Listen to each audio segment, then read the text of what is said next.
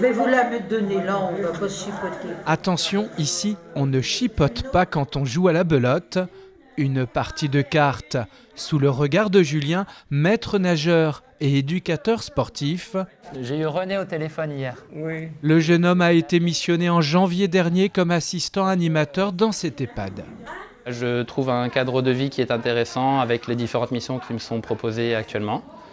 Et voilà, là, je n'ai plus la même routine que lorsqu'on fait depuis de nombreuses années l'enseignement de la natation et toutes ces activités autres. La piscine où travaille Julien est fermée, donc moins de travail sur place.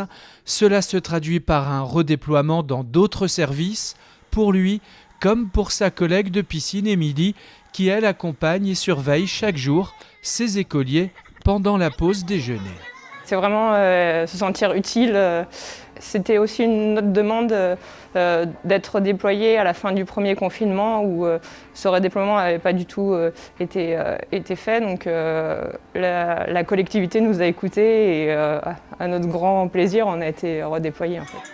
Un redéploiement qui concerne les agents des services de l'Office du tourisme, du sport et de la culture de la communauté de communes Terre de Montaigu, des fonctionnaires territoriaux pour qui la crise sanitaire a modifié le quotidien.